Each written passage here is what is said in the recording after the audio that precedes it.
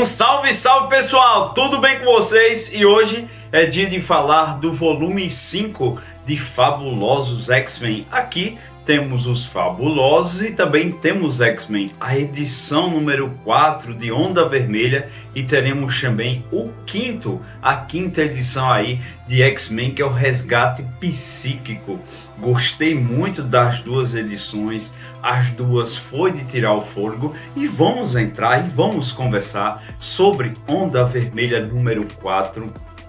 Você lembra o que aconteceu? Talvez não, mas vamos recapitular. Mas antes disso, vamos para o passado. Temos aqui o passado de Sarah e de Charles Xavier. Sarah, que no vídeo anterior, como eu já falei, fala que ela virou uma bruxa. Ela se manifestou-se ali como uma bruxa, a pedido a trabalho ali da Corina Ellis.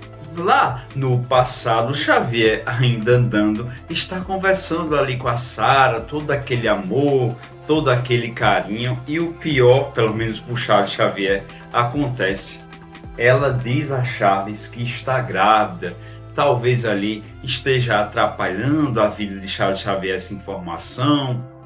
Estamos aqui com uns processos de retcon, porque o Xavier é muito namorador. Ele arrumou ali uma mulher e arrumou mais uma gravidez com ela. Já tivemos sobre a Lilandra, ou seja, o homem era namorador. E Xavier não aceita muito bem, causa um certo tipo de repúdio. Não é o Xavier que temos, mas o Xavier vem mudado tanto na Era de Krakoa.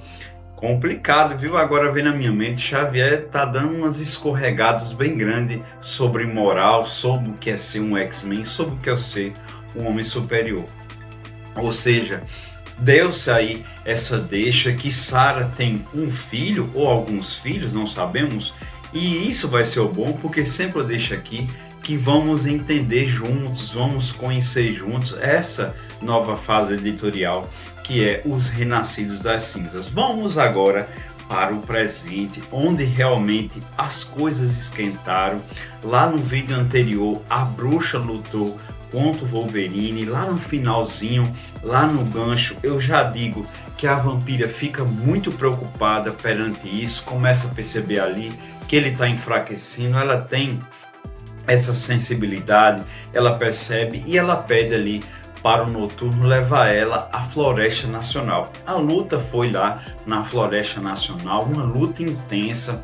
Comentei também que foi muito violenta aos padrões de X-Men, por ser classificação de 12 anos, ou seja, literatura também com a classificação indicativa. E Vampira chega lá e vê Wolverine muito machucado. O gráfico aqui é forte, mostrando ali toda a situação. O Noturno usa o poder dele que conhecemos e acaba ali conhecendo e resgatando o Wolverine. É muito bom ver ali os laços que a vampira tem com o Wolverine, o próprio Noturno, algo também trabalhado na revista do Wolverine. É muito bom, eles estão muito unidos, apesar de toda a separação que os X-Men passaram ali por causa de Krakoa. Então Vampira realmente assume aí o protagonismo, como vem assumindo aqui nessa linha editorial dos Fabulosos, e ela que vai lutar dessa vez com a Sarah. E é uma luta muito intensa. Olha, fazia muito tempo que eu tinha visto a Vampira lutado tanto. Eu só tinha visto ela ter lutado tanto nos jogos, porque realmente, caso você conheça mais quadrinhos, caso você tenha lido Krakoa toda ainda, porque não lemos aqui no canal, realmente ela aqui mostra muita força. Inclusive, ela fala que tem o poder ali da Capitã Marvel, e elas lutam, e tem luta verbal também, porque uma começa a xingar a outra, bem a cara dela, bem a cara ali da Vampira. Então foi um quadrinho ali que deu muita ação, tá aqui ó, muita ação. O Noturno acaba levando o Wolverine para onde eles estão lá em Louisiana com aqueles novos X-Men. Algumas coisas vamos soltar mais na segunda parte aqui do vídeo, que quando vamos falar dos X-Men, porque é uma dúvida que eu sei que vai ser esclarecida nos próximos vídeos. Mas o quadrinho aqui é mais de ação, ele vai trabalhar ali, ela tenta mexer com o psicológico dela, E aqui, muito mais confronto mesmo. Gostei muito, tanto verbal quanto o físico ali. E a Corina Ellis, que já falamos sobre ela aqui, que ela tá lá na prisão Green Mountain, que é no Instituto Xavier, ela liga para o Gambit ficou por lá, ele está bem preocupado, o Wolverine chegou, os mutantes não tiveram tanto essa reação, até mesmo pela falta de apego, que eles não têm tanto. O Wolverine tem aquele instinto de pai sim, mas eles são jovens, são diferentes, então não que eles ficaram sem empatia, algo do tipo preocupado, mas porque realmente não teve tempo ainda deles se apegarem. E todos nós sabemos como o Wolverine é, toda essa dificuldade de relacionamento, apesar que o coração dele é muito grande. E a Corina liga ali pro Gambit e explica, aquela bruxa, ela tá querendo acabar com esses mutantes. Aí eu fiquei me perguntando com esse flashback, porque tudo fica interligado. Será que algum desses mutantes é filha dela ali, da Sarah, que seria filha de Xavier? Ficou-se a minha dúvida. Eu vou contar mais um pouco ainda sobre os mutantes na segunda parte aqui. Então, mas soltou aqui alguma coisa. Ficou aqui em dúvida em Renascido da Cinza se realmente possa ser que essa filha, ou esses filhos, possa ser que estejam vivas. É muito interessante, vence ali um certo tipo de preocupação, o Gambit acabando tomando, né, a liderança ali da situação, os mutantes ali conversando, que querem ajudar, eles estão hospedados aqui, acabei não dizendo nas edições anteriores, eles estão hospedados ali. Eu esqueci de mostrar aqui, ela bem mais desenvolvida, a Sarah, é muito violenta mesmo. E tem aí sim um discurso ali que o Wolverine escuta do Gambit falando sobre trabalhar em equipe, sobre toda essa situação de como tem que ser. E aí termina o quadrinho com essa busca ali do Gambit perante a vampira. Então não fala do destino da vampira, mas ela ganhou, ela pelo menos empatou, digamos assim, porque realmente o negócio engrossou mesmo. Mas eu gostei muito aqui da capa. Poderia ter se aprofundado um pouco mais sobre essas questões da vampira. E ali ela conversando por alguns poderes que ela tem, não só da bruxaria, mas algumas coisas, pegaria o íntimo dela. Mas mesmo assim foi muito interessante, foi muito satisfatório, não ficou aquela coisa morna do começo dos Fabulosos, que já conversamos, e realmente aqui veio pra pancadaria. Eu gosto muito da vampira. Voltamos em 10 segundos. X-Men! X-Men! Estamos de volta aqui para falar do volume 5 de X-Men, Resgate Psíquico. Muito bom mesmo. Eu que amo ficção científica, realmente esse quadrinho, tá aqui a capa. E temos algumas coisas para conversar antes sobre o quadrinho. Tá aqui a capa novamente. Temos a Psylocke e o Kent Kyrie, que é o Kid Ômega. A Psylocke, eu não sei falar o nome dela direito, pessoal. Pisclone, eu falava Pisclone quando eu jogava o jogo lá do Super Nintendo. Ela é uma telepata, isso aqui eu já sabia, e ela é um personagem que sofreu um processo de retcon sobre a questão do nome dela. E eu pensava ainda que o nome dela era Betsy, a Elizabeth. Ela passou por um processo de retcon ali em Krakow, que ela começou a ganhar outro nome. Então, esse outro nome, deixa eu pegar aqui para vocês daqui a pouco. Então, quem ficou agora com o nome dela, a Betsy, foi a Capitã Britânia. A Capitã Britânia, esse personagem aí, eu já falei no direto da banca sobre esse nome, eu não acabei nem concluindo. Quando eu comecei a fazer aqui o material sobre, aí que eu descobri que ela realmente não é mais esse nome. Canoe agora, Canoe, o nome da Psylocke. Então, tivemos esse processo de retcon. Esse quadrinho aqui começa com a cena íntima dela com o John Grayson. Eles tiveram algo amoroso ali numa tenda e teve-se um gancho ali para explicar algo que eu vou explicar daqui a pouco. E o outro personagem que é trabalhado aqui é o Kid Omega, onde teve a primeira aparição aqui no Grant Morrison, onde vamos analisar sim os quadrinhos, a era de Grant Morrison, não sei quando, mas achei interessante, estava preparando aqui o roteiro. Eu tenho esse quadrinho, a primeira aparição do Kid Omega em 2003, e o Kid Omega também é um telepata, ou seja, aqui na era de Grant Morrison temos o Xavier, temos a Jean, temos o Kid Omega, e eu, como não li o quadrinho, não sei se a Psylocke está por aqui. Mas aqui é a primeira aparição dele, e uma trama bem interessante, mas acabei só pegando um resumo, só para ficar um pouco imersivo, e como eu tinha o quadrinho, como é o primeiro quadrinho dele, achei muito interessante trazer isso aqui para vocês. Um personagem até recente dos X-Men que temos, né? A maioria dos X-Men ali dos anos 60 é um personagem muito novo. Então, temos esses detalhes sobre a Psylocke, sobre o nome dela, sobre a retcon. Temos aí a primeira aparição do Kid Omega, que é o Kent Kyrie, e de um detalhe, ele além de ser um telepata, ele é nível Ômega. Nível Ômega, olha, fortíssimo. E vamos agora para o enredo, vamos para a história. Na edição número 2 dos X-Men, que já falamos aqui nos vídeos anteriores, falamos sobre o Ben Lee. O Ben Lee ali, o Ciclope, acabou forjando uma morte dele para que ele fosse fazer os tratamentos ali no Alasca, na base que eles têm, algo que já temos conversado, está bem imersivo. Então foi forjada a morte dele, onde ele tem o poder de criar realidades. Foi muito bem trabalhado, bem mastigado no nosso segundo vídeo. Então agora o Jed Mackay retorna a história dele nesta edição.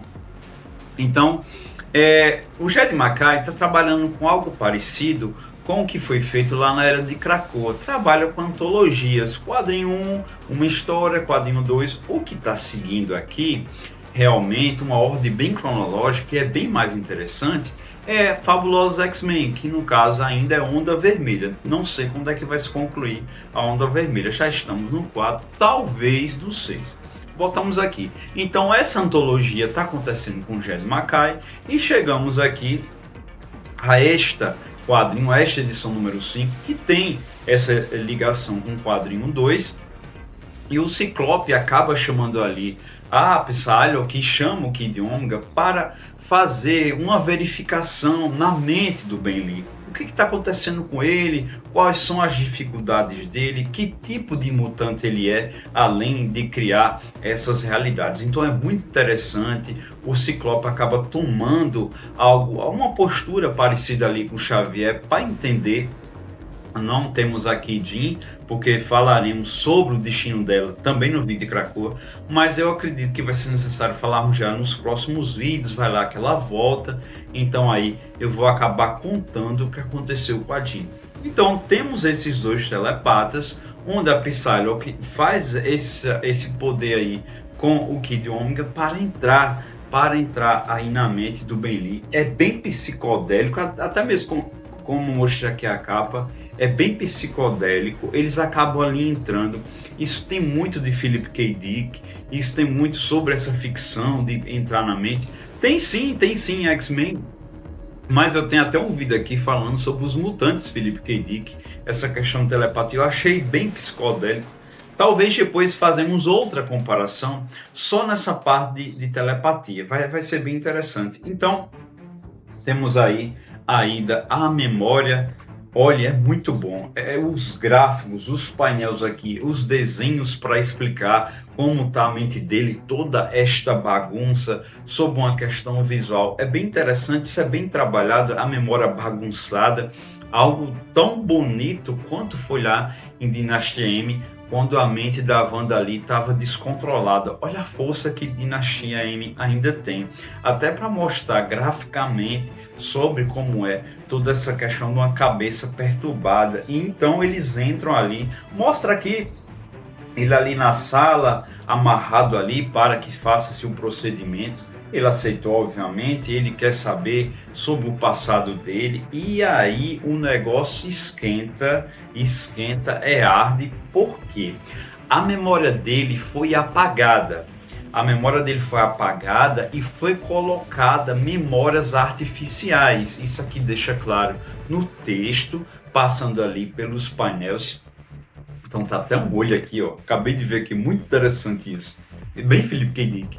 E a memória dele tá toda bagunçada porque eles não conseguem organizar. E tem sua ameaça, que eu vou falar só daqui a pouco de quem é, que também é muito interessante aqui, onde aparece duas coisas chaves. Quase eu mostrava, acredito que vocês viram. Então, daqui a pouco eu vejo. Então, vamos lá. Dentro da mente do Ben-Lu tem-se uma defesa, tem um mecanismo de defesa que eu ainda não vou dizer, mas eu vou dizer nessa edição, não se preocupem. Neste mecanismo de defesa, quem aparece? O John Graylor, o parceiro lá amoroso, e aparece também aqui o Dentes de Sabre. Eu vou explicar um pouco melhor. Aqui, nessa edição de Wolverine, que também teremos análise aqui no canal, as análises individuais de Wolverine Era de Krakoa. Já nessa época temos aqui a queda de X, os momentos finais, que faz ligação aqui com a edição de Fabulosos X-Men. É muito interessante essas ligações. O Jonathan Hickman já fazia isso muito lá na Era de Krakoa, todas aquelas costuras. Vocês quem vem visto aqui meus vídeos no canal, pega aquela edição da década de 80, pega aquele mutante da década de 90. Aqui o próprio Jed Mackay fez com os Upstarts, vídeo anterior. Então aqui temos uma ligação com alguns eventos, eu vou mostrar aqui para vocês uma luta do Kid Omega com o Wolverine. Eu não sei sobre essas informações, mas o que acontece? Eles vão usar o Kid Omega. Já falei dele também alguns vídeos sobre a Era de Krakoa. Mas aqui o que a gente teve? Tivemos aqui uma guerra Dentes de Sabre, onde ele foi uma peça-chave pelo poder telepata que ele tem. Então realmente quando apareceu aqui no mecanismo de defesa, tivemos aí o Dentes de Sabre e o John Graymon. Olha, bagunçaram com a cabeça deles, até para deixar eles vulneráveis, mas deixa que não foi necessariamente o Ben-Liu. É bem complicado, é bem interessante também. Então aí tivemos o contra-ataque ali, tanto da Psylocke quanto do Ben, perante a isso, esse ataque psíquico, e eles conseguem sair. Eles conseguem sair da situação, daquela projeção, daquela questão na mente. E aí vamos a algo muito interessante que deu um gancho muito bom para as próximas edições. Eu espero que seja direto. Mas aí já falando aqui para vocês, e o histórico que nós temos aqui dos X-Men, que eu já falei aqui no vídeo, não tem essa ligação direta. Passou-se 2 edições para que voltasse para a questão do Ben-Liu. Então, o que é revelado? O que é revelado aqui? Olha, falaram-se que na verdade ele não é um mutante como os mutantes são, um despertado GNX, que na verdade ele é um mutante criado pela 3K, onde a líder é a Cassandra Nova, a irmã de Charles Xavier. A 3K é uma organização criada pelo Jed Mackay, onde vai criar mutantes, vamos falar esse termo, artificiais, para ficar mais fácil. Tem os mutantes originais, que tem o GNX, e tem esses mutantes criados ali artificialmente pela 3K, liderada pela Cassandra Nova, e isso vai pegar fogo. E fica a minha dúvida se aqueles mutantes faz parte dos 3K. Também fica a nossa dúvida já com os vídeos que tivemos, se foi da 4ª escola, que era os remanescentes lá da Orchis. Então será que eles tinham também essa... Tinha não, tem-se, no primeiro quadrinho fala que eles tinham esse tipo de mutante, e eu fiz aqui os questionamentos, se eles também, aqueles mutantes aqui de Fabulosos, se eles fazem parte. Agora tivemos a questão da 3K, será que esses mutantes é da 3K? E tem também a dúvida se é alguém ali, pelo menos um, é filho do Charles Xavier, porque tem essa ligação da Sarah querer esses mutantes, e se realmente tem alguma ligação com essa gravidez, ou talvez ela perdeu o bebê. Tem todas essas possibilidades. Mas sobre isso, Foram essas duas edições, gostei muito das duas, foi deixado o gancho ali muito interessante, tanto de Fabulosos, vamos ver o que aconteceu com a Sarah, vamos ver o que vai acontecer com a Vampira, é incrível. É incrível, aqui também na segunda de X-Men, toda essa questão da mente dele, sobre essas revelações, o quadrinho tá muito bom, muito bom mesmo. É sobre isso, eu vou ficando por aqui, mas eu tô muito na dúvida, tô com a dúvida presa à orelha. Prepare-se porque eu vou revelar em breve. Muito obrigado e até mais!